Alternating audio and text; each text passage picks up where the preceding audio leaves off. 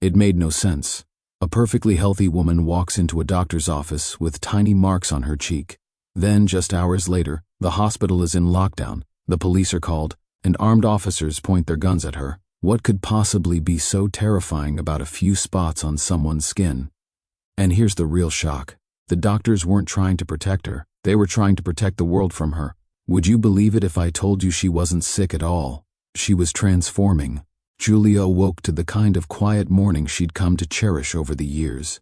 The Seattle sun, a rare guest, filtered gently through the gauzy white curtains of her small, tastefully minimalist bedroom.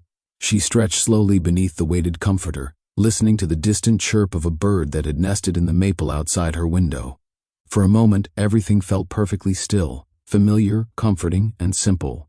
It was Saturday, a good Saturday. She had plans, not just errands or emails or walking her old golden retriever, Milo.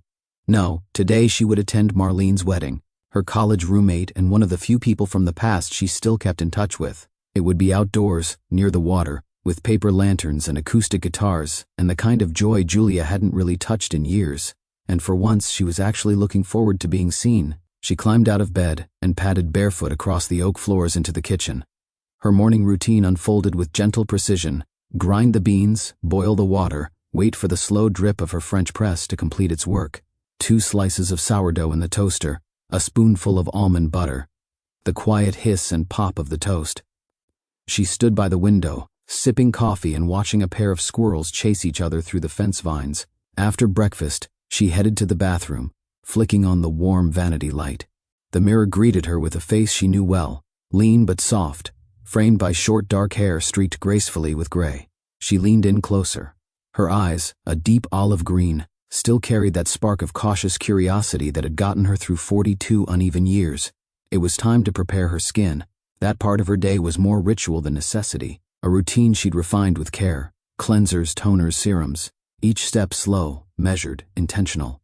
She loved how it made her feel, grounded, in control, as if she were polishing the self she presented to the world. She reached for the cleanser first, massaging it into her face with gentle circular motions, the scent of chamomile rising in delicate waves. As she rinsed and patted her skin dry with a linen towel, something caught her eye. At first, it was just a shadow, a flicker near the edge of her cheekbone. She leaned in, squinting slightly. 3 tiny purplish dots just beneath the skin. Symmetrical, faint, but definitely there. She tilted her head and touched the area lightly. A quick twinge of discomfort. Not pain exactly, but not right either. She frowned. Maybe she'd slept on something, or was this some kind of breakout? But it didn't look like acne, nor did it resemble any rash she'd ever had. The skin was smooth, unbroken. The dots weren't bumps, they were embedded, flat, almost like bruises, but tighter, more deliberate in their formation. Almost like a pattern? Her fingers hovered just above them, not sure if pressing again would help or hurt. She leaned even closer to the mirror, adjusting the light. The more she looked, the more unsettled she became. The dots seemed to have depth, not just color under the skin, but dimension. Like there was something beneath them, something firm. She felt it again. A kind of resistance under her fingertips, a density that didn't belong. A chill crept across her shoulders. She stepped back, blinking. Was this from the new serum? She'd picked it up a few days ago from that strange little stall at the Fremont Sunday Market, the one run by the old woman with the wild silver hair and that intoxicating herbal scent. Julia remembered the way the woman had spoken about the ingredients. All natural, wild-crafted, only grows beneath moonlight. Julia hadn't cared much for the dramatic pitch. She'd been more intrigued by the texture, the smell, the promise of dew-kissed skin. It had felt luxurious when she first applied it, almost too rich, but her skin had glowed afterward. Literally glowed, she had thought, like it had caught the light in ways it never used to. She had been thrilled. She hadn't used it yesterday, though. Just 2 nights in a row. Had it done this? She pulled out the small glass bottle from the medicine cabinet.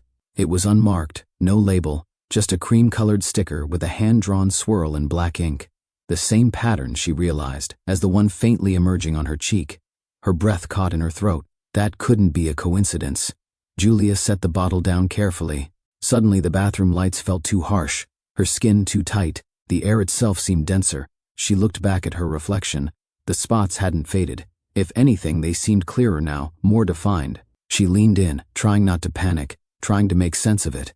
Maybe she was imagining things. Maybe it was a stress reaction, or a minor allergic flare. Maybe she should just take a walk, drink water, give it a few hours. But a part of her, deeper, instinctive, knew this wasn't something that would pass. She stared at her own face in the mirror, and for a split second, it didn't look like hers. The skin beneath her eyes looked darker, the color in her cheeks unnaturally warm. Her eyes, were they greener than usual? The silence in the room pressed in. Even Milo, curled in the hallway, seemed to have gone still. Julia blinked again and reached for her phone. Her hand trembled slightly as she scrolled through contacts and tapped her dermatologist's number. She held the phone to her ear and waited, her gaze never leaving her reflection. Something had changed. Something was beginning. The scent was the first thing that came back to her. The strange, sweet smell of dried herbs and something floral but sharp, almost metallic. Julia closed her eyes for a moment, standing in her bathroom, holding the tiny glass bottle between her fingers. The smell was faint now, only lingering at the cap, but vivid in her memory. It had been 6 days ago, a warm, lazy Sunday. Julia had gone to the Fremont Sunday market with her friend Naomi. They'd wandered between rows of food stalls, vintage books, handmade candles, and upcycled furniture. The sky was clear that day, rare for Seattle. There had been music too, someone playing a cello near the waterfront, and laughter, and dogs on leashes pulling toward food carts. It was the kind of day that made you believe things could be simple. They were passing a narrow lane of herbalists and essential oil vendors when Julia saw the stall. It wasn't large or flashy. In fact, it was almost easy to miss. Draped in dark green fabric and covered in old glass bottles of varying shapes and shades. Amber, blue, forest green. No prices, no signs. Just a hand-carved wooden plank hanging above it that read, Moonroot. Julia paused. Something about it caught her. Not the setup, not even the products, but the woman behind the table. She was old but not frail. Her hair, long and silver, was twisted into thick braids that fell over her shoulders. Her skin was weathered but glowing, marked with lines that spoke of decades, not decay. She wore earrings made of real flowers, perfectly preserved, and a necklace strung with polished seeds and bright white beads. Her eyes were a piercing gray blue, startling and calm at the same time. The woman had been watching her, not in a pushy seller's way. It was quieter than that, as if she already knew Julia would stop, as if she'd been waiting. Julia remembered the smile, the way the woman had lifted one of the small glass vials, swirling it slowly in her palm before offering it without a word. Julia hesitated. "What is it?" she'd asked. "A serum," the woman said simply. "Made from wild flora, grown far from here, the kind that only blooms under red moons." Julia laughed nervously. "Is that literal?" The woman's smile deepened, not answering. Instead, she gently removed the cap and extended the open bottle toward Julia. Smell. The moment she did, Julia was overwhelmed. The aroma was like nothing she'd ever encountered, earthy and bright, cool like mint but with the warmth of something alive. It made her dizzy for a split second, like a memory she couldn't place had suddenly stirred. She blinked. "What's in it?" "Only what is needed," the woman said. "No more, no less." Julia turned the bottle in her hand. No label, no ingredients. Just that same strange black swirl inked onto cream-colored parchment and wrapped around the neck. Naomi was already pulling her toward another stand, but Julia lingered. "You sell a lot of this?" The woman shook her head once. "No, I only offer it to those it belongs to." The words settled oddly in Julia's chest. A weight, but not unpleasant. Like someone placing a warm stone in her hand. It wasn't the first time Julia had bought something strange at a market. But this was different. She didn't feel sold to, she felt chosen. "How much?" she asked. The woman didn't name a price. She simply held out her hand, palm up, and Julia, almost automatically, took out a folded 20 and placed it there. The woman accepted it, placed the vial in a cloth pouch, and tied it with a bit of string. When she handed it over, her fingers brushed Julia's hand. "Use it only at night," she said. "When it's quiet." Julia nodded, unsure what to say. They left, Naomi teasing her lightly about being susceptible to witchy vibes.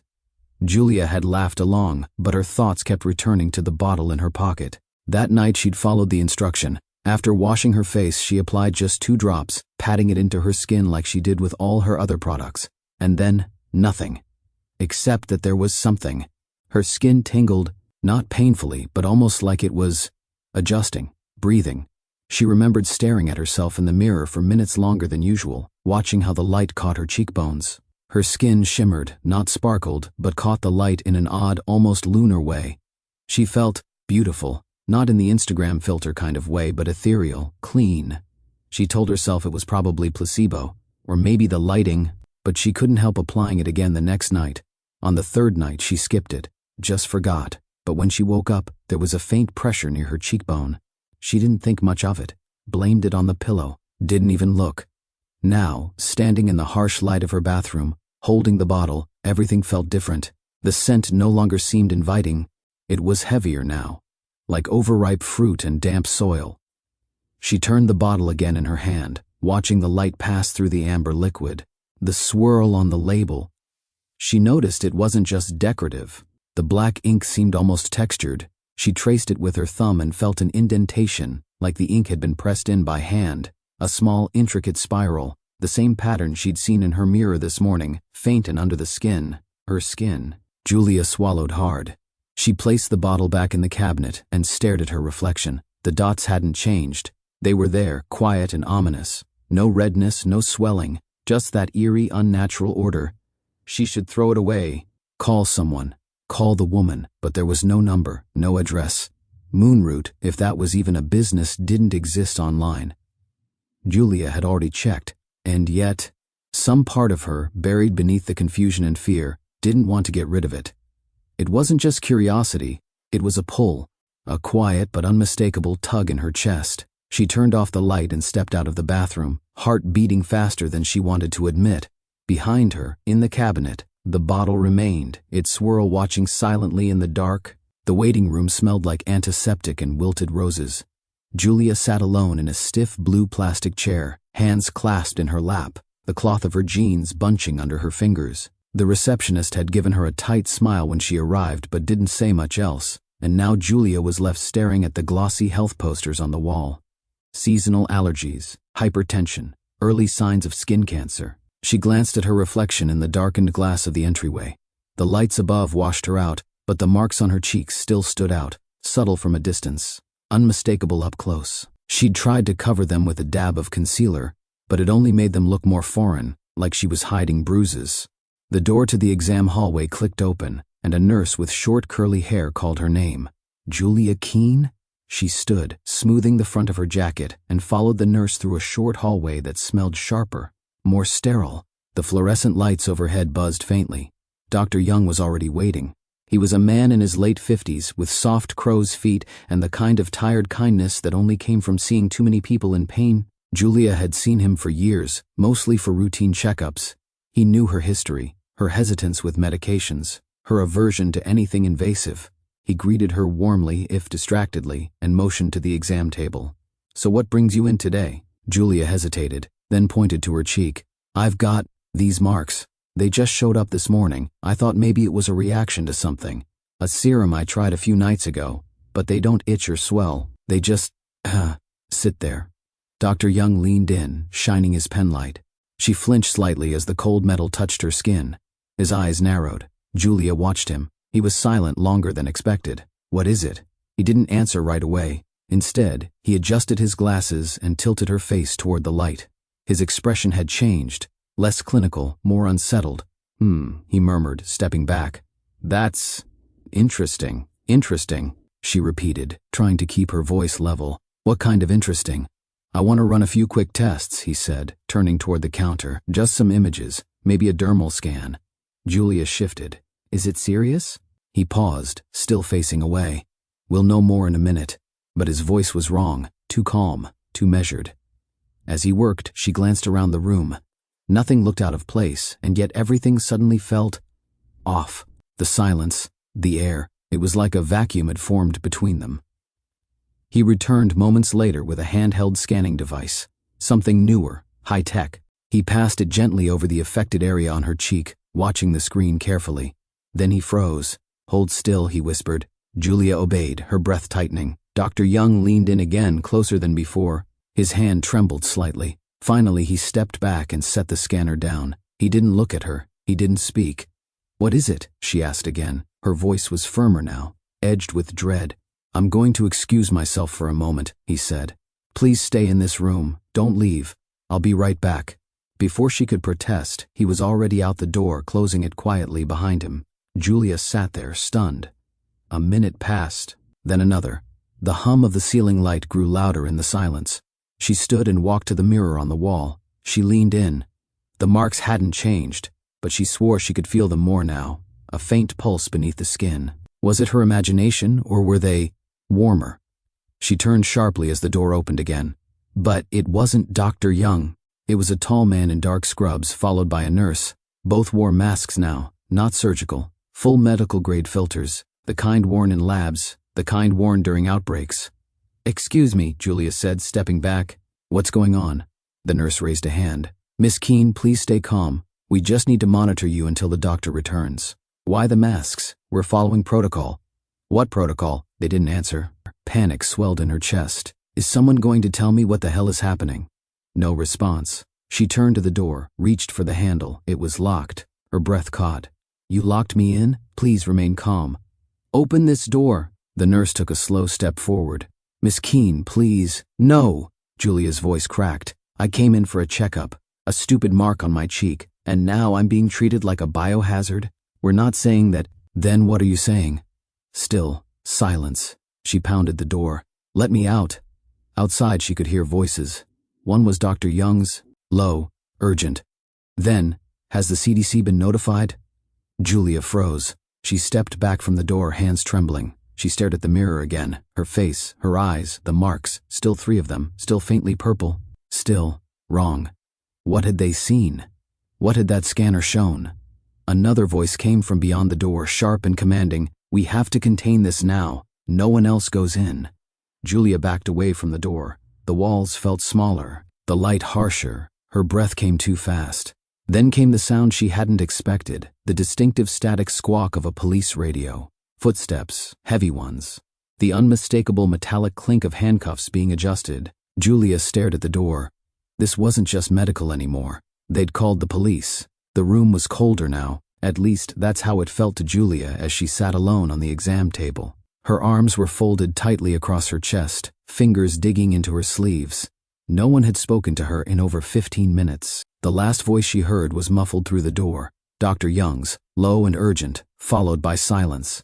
She tried again to open the door. It was still locked. She looked around. The walls were a bland off-white, the cabinets filled with neatly labeled supplies. Everything looked normal, clean, organized. But it didn't matter. It felt like a cell now, like the air was being drawn out of the room with each passing second. Her cheek pulsed, not a heartbeat, something slower, deeper. She stepped up to the mirror once more and leaned in, closer than before. The 3 small dots on her cheek had deepened in color, now a shade between bruised plum and ink. There was no swelling, no irritation, but something beneath them was unmistakably changing. She pressed gently, and for the first time, she could feel it push back. She recoiled. The door opened behind her. Dr. Young entered, followed by a man in a dark gray lab coat and protective visor. The man carried a tablet, its screen active with a digital scan image. Julia didn't recognize him. Dr. Young's face was pale. "This is Dr. Renner," he said, "from the Regional Biomedical Research Division. He's here to help interpret what we found." Julia said nothing. Dr. Renner stepped forward, raising the tablet. "This is an internal scan of your left cheek," he said calmly. "What we initially believed to be superficial pigmentation is in fact something embedded. The foreign matter is located beneath the epidermis, rooted in the dermis layer. There are filament structures, branching." Julia stared at the image. It showed a cross-section of skin with something dark threading its way down like the roots of a plant.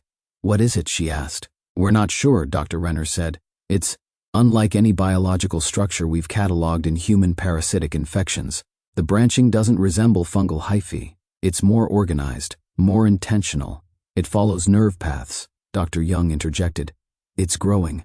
Slowly, but consistently." Julia's knees nearly gave out. She sat down hard on the edge of the table. "So, it's alive?" Dr. Renner hesitated.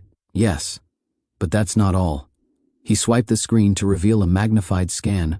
The central node of the root had a cellular composition they couldn't identify. It was neither plant nor animal. The cells had chlorophyll markers, but also nerve sheath coatings. "It responds to stimuli," Dr. Renner continued. "Light, temperature, even sound frequencies. It reacts to me, Julia's voice cracked. Yes, he said. And it's integrated into your nervous system in a way we've never seen. Dr. Young stepped closer, gently. Julia, have you felt anything unusual, aside from the visible marks? She swallowed. Her mouth was dry. Yes. My skin, it feels tight, like it's vibrating sometimes. And my cheek, it doesn't hurt exactly. It feels like it's listening. Neither doctor said anything. Julia's voice dropped to a whisper.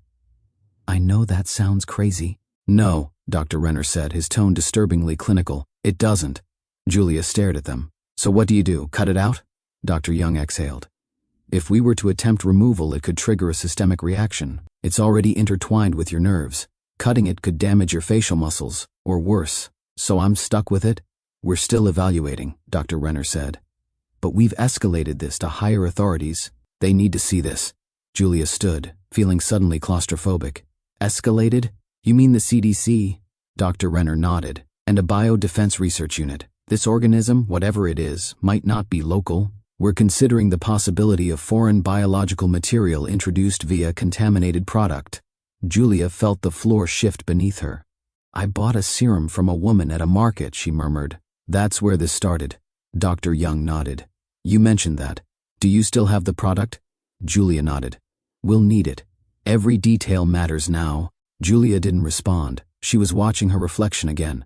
The dots on her face were no longer just visual. She could feel them without touching. They tingled, they pulsed, they throbbed, as if echoing some internal rhythm. And there was something else. Beneath the panic, beneath the racing thoughts and medical jargon, was a strange stillness inside her, like another presence. Quiet. Waiting. She didn't know if it was the organism or something else. But it was there. Dr. Renner and Dr. Young conferred quietly for a moment, then turned back to her. We're moving you to a private isolation room, Dr. Renner said. We need to monitor its progression closely. You'll have access to communication, but for your safety and others, we need to minimize exposure. You think I'm contagious? We don't know, he admitted. But it's growing in you. That's enough to warrant caution. Julia didn't resist. She felt too stunned to argue. As the two doctors led her out of the exam room and down a restricted hallway, her thoughts spiraled. She had come in for spots on her cheek. Now she was part of something else, something bigger, something unnamed. Inside the new room, white and windowless, they handed her a gown and asked her to change. The lights above were dimmer here, more clinical. She changed slowly, fingers fumbling with the fabric. When she looked at herself again in the mirror above the sink, she gasped. The marks had spread. The 3 dots were now 5. A faint line connected them, like vines. She reached up but didn't touch. Her hand hovered in the air, inches from her skin. And then she felt it. Not pain, not heat, but thought. Not hers. Julia couldn't tell if she was asleep or awake. The line had begun to blur. In the isolation room, time passed in a kind of syrupy crawl. Meals delivered through a sealed hatch, voices behind glass, muted and clinical. She'd lost her sense of day and night. The overhead lights dimmed artificially at intervals, but there were no windows. Just herself, the mirror, and the quiet thrum beneath her skin. The dreams started on the second night. She didn't fall asleep in the usual sense. There was no drifting, no fading. One moment she was lying on the narrow hospital bed, staring at the pale ceiling, and the next, she was in the forest. But it wasn't a forest she recognized. It was impossibly still. No wind, no birdsong, just a deep, verdant silence. The trees were tall and curved, their bark a dark bronze that shimmered faintly as though alive. The leaves didn't rustle, they pulsed. Very faintly in unison. Like breathing, she walked barefoot over moss that glowed faintly underfoot. Each step lit a path. The air was sweet, heady with the scent of things that had no name. Flowers that opened and turned toward her as she passed. Vines that moved ever so slightly, reaching, not threateningly, but curiously. She felt no fear. At the center of a clearing, a tree larger than all the rest stood rooted in a perfect circle of stone. Its trunk was wide as a house, its branches spiraling upward like arms raised to the sky. The bark was engraved with lines, patterns she recognized instantly. The same swirling symbol from the bottle, the same symbol now faintly etched beneath her skin. She approached. Her hand reached out of its own accord. When her fingers brushed the tree's surface, a sound bloomed inside her. Not heard, felt. A tone, low and ancient, like a song sung by the earth itself. It didn't frighten her. It pulled something from her, memories, emotions, pieces of herself she hadn't touched in years. Her grief, her childhood, her quiet hopes. She woke up with tears on her face and her skin tingling. She told no one. The next night, it happened again. This time the trees sang before she reached them, a chorus of tones, harmonic and eerie, echoing through the canopy. Her skin glowed faintly. Golden filaments of light flickered across her arms, pulsing with her breath. In the waking world she began to change. Her appetite dulled, her senses sharpened. She could hear things more clearly. Footsteps in the hallway, the hum of machines. Smells became sharper. The scent of the room disinfectant made her nauseous. The air felt wrong. And there were other things. When she touched the walls she could sense vibration, not from within the walls, but from herself. It was as if her body was adjusting, calibrating. The doctors continued their tests, never quite explaining what they were looking for. Dr. Young had stopped meeting her eyes. Dr. Renner spoke more and more in whispers to men in dark suits who never gave their names. One morning, while sitting on the edge of her bed, Julia let her fingers drift across the sheets. A small shimmer of light followed her touch, so faint it could have been imagined, but she knew it was real. It had come from her. That night, the dreams changed again. She stood in the clearing, but the tree was no longer alone. Figures stood around its base, women barefoot and robed in garments made of leaves and bark and silk. Their faces were serene, ageless. Each bore the same mark on their cheek, the swirl. They looked at her, not as a stranger, but as one of their own. One of them stepped forward, taller than the rest, her eyes the color of new moss. She reached out and placed her hand on Julia's heart. No words were spoken, but the meaning was clear. Welcome home. Julia woke up gasping. For the first time in days, she cried. It wasn't fear, it was recognition. Later that day, while brushing her hair in the small mirror above the sink, her gaze locked with her own reflection, and for a moment, just one fleeting heartbeat, she saw not herself, but her mother's face, younger, smiling, but different. Her mother had died years ago, a quiet woman, full of strange sayings and old remedies, who had always felt just a little apart. Julia remembered suddenly, a day from her childhood. They'd been camping in the Olympic forest. Julia had wandered near a grove with dark red trees, their leaves like drops of wine. She'd been drawn to them, their quiet rustle, the way the light bent oddly around them. Her mother had found her standing near one, hand outstretched. "No, Julia," she had said, pulling her back. Her voice had trembled. "Not these trees, never these." Julia had forgotten that moment, forgotten the way her mother had stared at those trees, not with fear, but with recognition. The same look Julia now saw in her own eyes. She rummaged through her bag, still sealed and untouched on a shelf, and pulled out an old folded photograph. It was from a summer years ago. Her mother, standing in front of a garden in Peru, smiling. Around her neck was a pendant, the same swirling pattern. Julia sat down hard. It wasn't just coincidence. It wasn't just a strange serum and an allergic reaction. This had roots, deeper than biology. Her dreams weren't dreams. They were memory. She was remembering something that had never been taught, only carried, in her blood, in her body. She was remembering a call that had never stopped singing. She pressed her fingers to her cheek. The mark had spread again. Now, it curved beneath her eye, forming a crescent. It didn't scare her anymore. She knew. Something inside her had awakened, and it was only the beginning. The message arrived, folded inside a hand-woven pouch, no return address, no stamps, just a soft bundle of fibrous green thread, and a card with Julia's name written in an ink that shimmered faintly like crushed leaves. A nurse delivered it with an uncertain look, saying only, "Someone left this at the front desk, said it was for you." Julia took it cautiously. Her fingers traced the strange texture of the pouch. It felt alive somehow, warm even in the sterile air of the isolation room. She untied the knot and unfolded the card. Inside was a single handwritten letter in delicate script. "You are not sick. You are awakening. The tree remembers you. When the spiral burns bright, come to where stone meets sky. Bring nothing but yourself." Her heart stuttered. The woman from the market, the serum, the swirl. Julia read the message again, slower this time. The words didn't feel metaphorical. They felt exact. She knew, in the quietest part of herself, that the woman who'd sold her the serum had known this would happen. Or maybe not all of it, but enough. Enough to know Julia would change. Enough to know she would need answers. She turned the card over. On the back was a hand-drawn symbol, familiar but different, a variation of the spiral she'd seen on the bottle and beneath her skin. But this one was enclosed in a triangle, and at its center was a tiny eye. She stared at it until her eyes watered.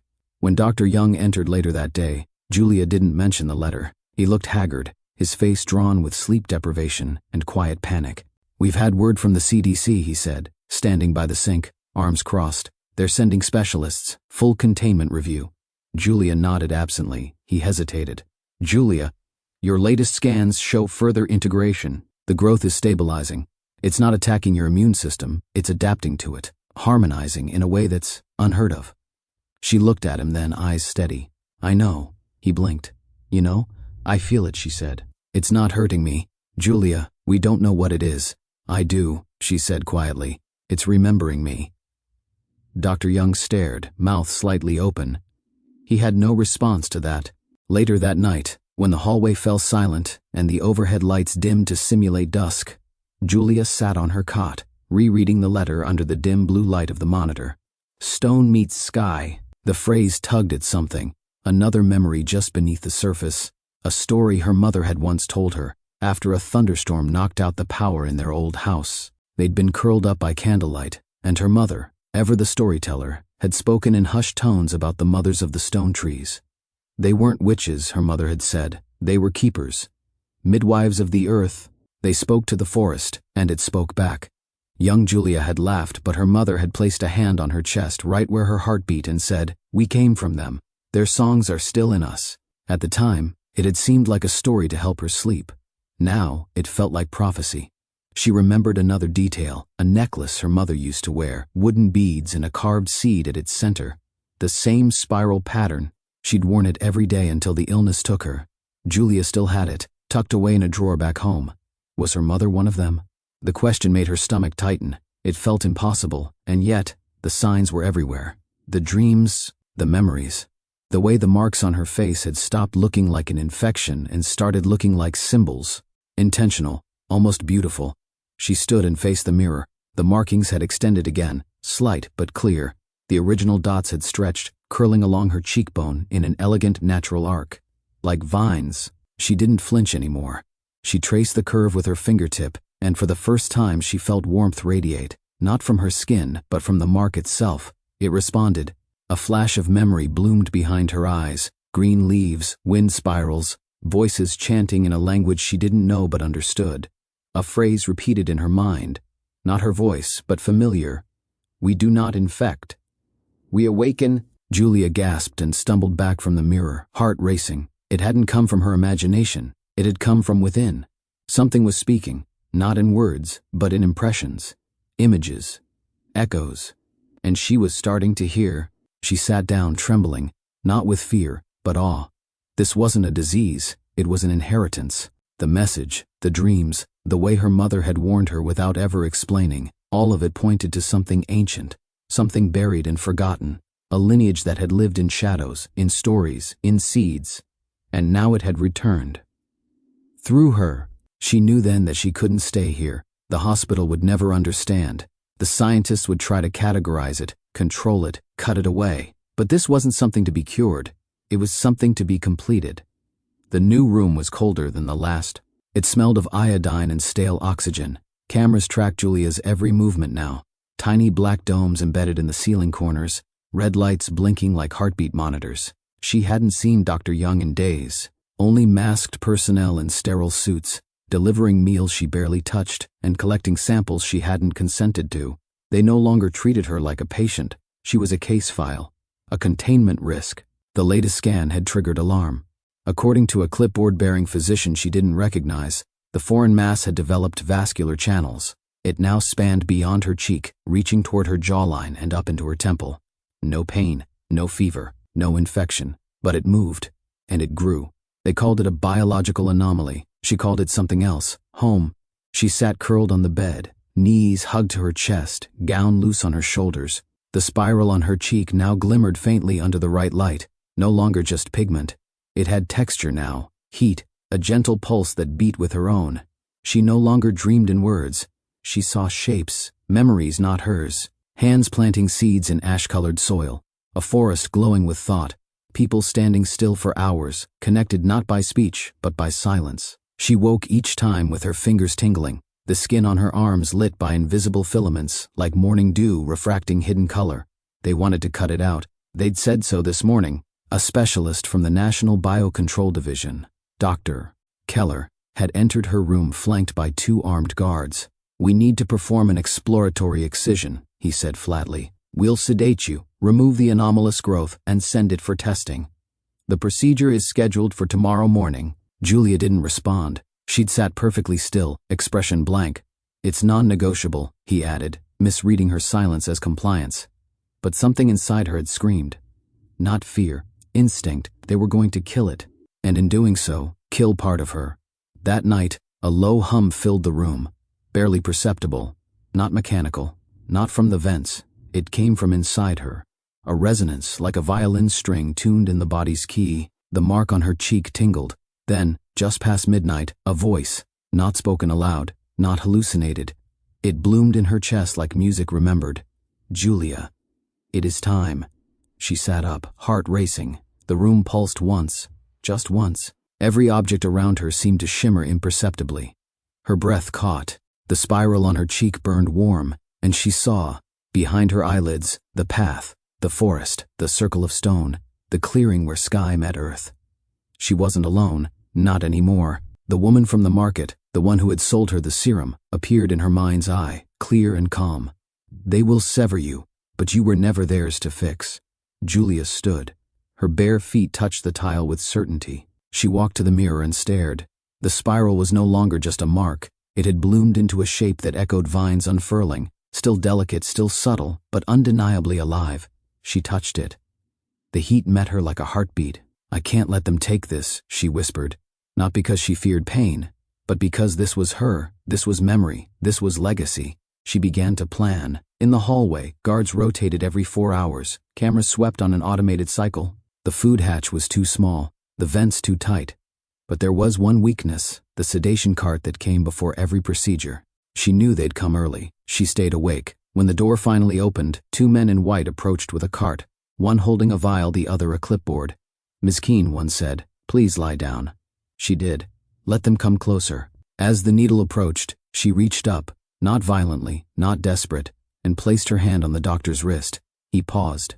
Her eyes locked onto his, and for a moment, he froze. The air shifted. His hand trembled. Her mark pulsed once, and he stepped back. "Something's wrong," he said, suddenly pale. The other doctor turned. "What?" Her skin, it's changing." In the confusion, Julia moved.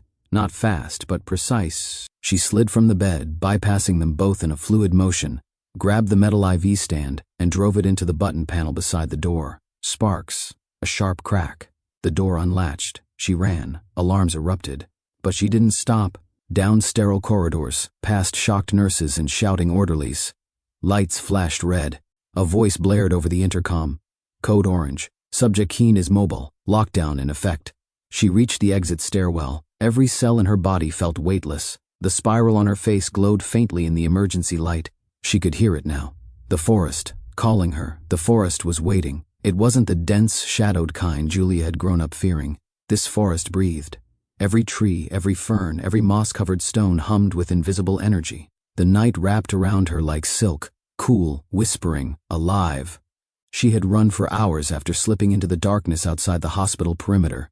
No alarms had followed her into the trees, no helicopters, no searchlights, just silence. The kind of silence that made her ears ring, that pressed into her like a memory. Now she moved without thought. Her body knew the way. She didn't question why her feet avoided every route, why her steps made no sound, why the moonlight, impossibly red, fell perfectly along her path. Stone meets sky. That's what the letter had said. She didn't know how far she'd come. Her sense of time had dissolved somewhere between fleeing and arriving. The deeper into the forest she went, the less she needed sleep, or food, or warmth. Her body was adjusting, adapting, not struggling, but transforming. She could hear things she'd never heard before. The shifting of leaves not from wind, but from breath. The low tone of a tree vibrating, not creaking, singing, a frequency just beneath human perception, but not beneath hers. Her skin no longer just felt the air, it read it. Every molecule a whisper, every current a touch.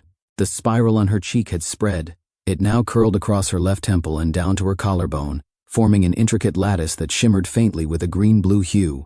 It didn't glow with light, but with life. Her life.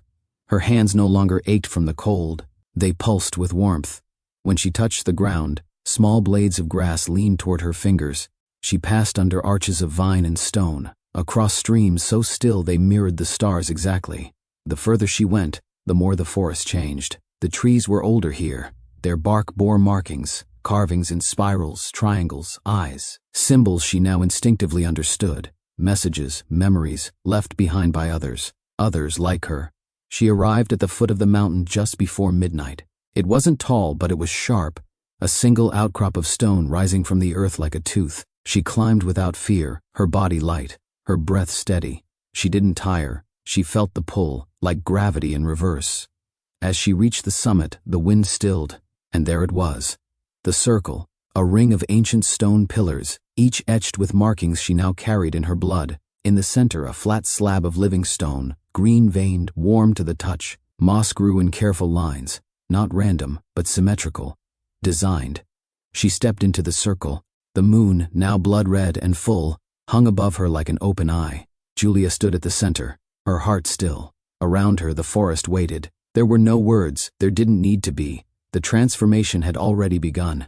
She removed her hospital gown, let it fall to the stone. Her skin pulsed with light now, not bright, not harsh, but deep, like embers buried beneath bark. The spiral across her body moved, slowly, breathing, expanding. She sank to her knees, palms on the stone, forehead to the ground. Then, she heard them. Footsteps, soft, measured. She looked up. They emerged from the forest in silence. Figures robed in green and brown, their faces marked with the same spirals. Men, women, ageless, calm. Their eyes glowed faintly, not with fire, but with understanding. One stepped forward, the woman from the market. She removed her hood, revealing silver hair that rippled like water under moonlight. "You came," she said. Julia nodded. She couldn't speak. "You are ready." The others formed a circle around her. They raised their hands, not toward her, but toward the sky. The moon pulsed once, and the air thickened, not with heat or moisture, but with presence. The stone beneath her hands warmed. She felt it rise, not physically, but spiritually. The forest wrapped itself around her soul. She was no longer just Julia. She was every seed her ancestors had planted, every memory they had carried. The woman knelt beside her. "You are not infected," she whispered. "You are remembered." Julia closed her eyes. She let go. Let the warmth spread. Let the spiral take root in every cell. Let her bones echo with the song she'd heard in dreams. She didn't vanish. She bloomed. Vines emerged from her arms, fine silver-green tendrils that shimmered in the moonlight. They wrapped around her like a second skin, not binding, but blessing. Her breath slowed, deepened. She felt her heart shift rhythm, no longer beating for one body, but in harmony with the life around her. She opened her eyes and saw the forest breathe with her. She no longer felt her body the way she used to. The weight of bones, the rhythm of breath, the twitch of muscle, all of it had softened, dissolved, transformed. Julia no longer existed in isolation. She was surrounded by presence, connected, rooted not to the ground, but to something deeper. The circle of stones pulsed with quiet light. Around her the figures remained still, guardians, witnesses, family. She could feel their hearts beating, not as separate drummers, but as notes in a chord. Each pulse harmonized. The forest echoed it. The wind slowed to match. Even the distant animals hidden beyond the trees held still. The earth had turned its full attention to her. She stood, barefoot on the mossy stone, and breathed in. The forest breathed back. And then, it began. The change was not violent. It was graceful, like watching a flower unfold in time-lapse. Julia's skin shimmered faintly, like morning dew refracting unseen colors. Veins of pale green danced beneath the surface. Her spine straightened, her fingers lengthened slightly, their tips softening into tapered whorls that pulsed with bioluminescent light. Tiny tendrils emerged along her forearms, fragile as fern spirals, yet strong as woven bark. She closed her eyes. The spiral on her cheek bloomed outward, not grotesque, not alien, beautiful. An elegant lace of living light now stretched across her face, neck, and chest, like a tree's vascular system mapping itself across her human form. She was becoming something more, not less. She raised her hands. The others followed. In unison they began to hum. It wasn't a song. It was a remembering. A sound that wasn't sound. An emotion in vibration, older than language, older than humanity. It passed through her like light through a prism, and her mind opened wide. Memories that weren't hers flooded in. A seed cradled in volcanic soil. A people dancing barefoot in rain soaked with lightning. A birth inside a ring of cedar. A death that fed roots. Generations living not in cities, but inside forests that breathed with them.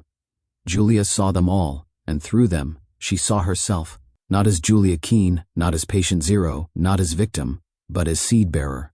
The final voice in a long-forgotten song. She turned slowly in the circle, facing each of the guardians. None of them spoke. They only bowed their heads in reverence. Julia stepped toward the center stone. As her foot touched it, the moss beneath her heel curled upward, wrapping gently around her ankle. Not binding, embracing. She knelt. The stone's surface rippled, an impossible texture, like stone that remembered being soft. She pressed her palms flat against it, and felt it respond. It welcomed her. She lowered her head and exhaled. With that breath, her transformation reached its final note. The forest responded instantly. Every tree around the mountaintop leaned slightly inward. Leaves shivered even without wind. Flowers bloomed out of season. Sap rose through trunks with a sound like thunder whispered, and from Julia's spine, an arc of light erupted. Not fire, not energy, life. A spiral of golden green mist unfurled from her back, lifting into the air like the crown of an ancient tree. It rose, hovered, and then slowly fell back, settling into a new shape behind her. A canopy, woven from memory, light, and purpose. Julia didn't cry. She no longer needed to. She felt everything. The squirrel 5 miles away digging a new nest, the stream bending slightly after a rain upstream, the roots of a dying tree asking permission to pass its nutrients to a new sapling. She understood the language of everything, and she was no longer afraid. From this moment on, Julia would never again be one thing. She would be many. The guardian stepped back. The transformation was complete. Gaia Julia stood at the center of the ancient circle, no longer human, no longer bound by flesh alone. She was a vessel, a memory, a living archive of the forgotten bond between humanity and the green world. And yet, she still remembered. The pain, the fear, the confusion of waking up with something strange beneath her skin. But now she saw the gift it was. Her existence would remain a mystery to the outside world. The news would report her disappearance. Doctors would speculate. Rumors would swirl. But none of that mattered now. In this forest, in this moment, Julia had become something sacred, the first of her kind in 1,000 years. The forest would protect her. She would protect the forest. Years would pass. The forest would reclaim the trail. People would speak of a strange glow seen once from a mountaintop. Never again. A girl once vanished from a hospital after claiming she could hear the trees. Some called it madness, but others would walk into the forest one day and feel something they couldn't name. A calmness, a warmth, a presence just beyond the reach of vision. And maybe, just maybe, they'd hear a voice carried on the wind. Julia, you are not lost. You are home. 2 weeks after Julia Keene vanished, the world began to notice. At first, she was a headline. Woman escapes biocontainment facility. Photos circulated. Grainy images from hospital security footage, showing a pale figure in a gown, sprinting barefoot into the darkness. For a few days, she trended on social media. Podcasts speculated everything from government experiments to alien infections. Her name became shorthand for mystery. But unlike most viral stories, Julia's didn't fade. It deepened. Something was happening. A dozen hikers reported strange phenomena near the mountain range north of the state line. Malfunctioning compasses, sudden weather changes, the sound of singing with no discernible source. Birds migrating off-season, moss blooming in unnatural patterns. The forest, it seemed, was changing. And then came the signal. It was picked up by a 27-year-old ecologist named Evan Patel, who was monitoring plant vibration frequencies for his doctoral thesis. His sensors, installed deep in a remote part of the forest, captured a pattern that had no precedent. A rhythmic pulse occurring every 27 minutes and 13 seconds, not electrical, biological. It was like a heartbeat. Evan, skeptical at first, ran it through sound filters. He isolated harmonics, mapped it visually. It formed a spiral. He didn't sleep that night. And meanwhile, Julia's mother visited the hospital weekly. Even though she knew her daughter wasn't there, she brought flowers, left them at the entrance. She told the staff thank you, even smiled. But her eyes held the weight of someone who no longer believed in ordinary answers. On the third visit, Dr. Young met her in the lobby. He looked different, older somehow. "I was wrong," he said simply. "Mrs. Keene didn't answer. I tried to fit her into a box, a diagnosis, a theory, but she was ahead of us, of all of us." Mrs. Keene nodded slowly. She always was. They stood in silence as the automatic doors hissed open and shut behind them. Outside, the wind shifted. Evan decided to visit the site himself. He hiked in alone, carrying minimal equipment. The trail was overgrown, but something guided him, an intuition he couldn't name. It didn't feel like he was discovering something new. It felt like he was being remembered. As he reached the summit, he froze. The circle of stones was there, just as described in old forest legends. But at its center now stood something new, a tree, unlike any species catalogued. Its bark shimmered faintly, like it held starlight. Its branches curled in elegant spirals, each leaf veined with silver, and at the base of the trunk, carved naturally, organically, was a symbol, a human hand. Open, surrounded by a spiral, Evan stepped forward. He placed his palm against the mark. Instantly, the air around him shifted. He saw her, not in vision, not hallucination, in memory. He felt her presence, her joy, her fear, her surrender. He saw a woman running through corridors. He saw her standing under a blood moon. He saw her fall and rise, and he heard a voice, not out loud, but in the marrow of his bones. "You are not separate. You never were. Protect what remembers you." He pulled his hand back, tears on his cheeks. And the scientific community was baffled. No one could identify the tree. Its genetic makeup was partially human. Evan didn't tell them everything. He just called it a Gaia anomaly and recommended protection status. The area was quietly cordoned off. No press, no research teams, just silence and green. And Mrs. Keene eventually stopped visiting the hospital. But one day, she took the long drive to the mountains. She didn't hike. She didn't need to. She just stood at the edge of the forest, closed her eyes, and listened. And for the first time since her daughter disappeared, she smiled. When seasons passed, the world moved on, but some stories don't end. They take root, deep, invisible, waiting.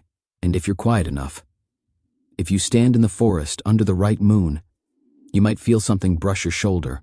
You might see a spiral etched into the bark of a tree that wasn't there yesterday. You might hear a name whispered in the wind, Julia, and know that she didn't vanish. She blossomed. Some stories don't end with answers. They end with echoes. Julia's journey wasn't just about survival. It was a return to something ancient, something we've forgotten, the quiet language between the earth and those who truly listen.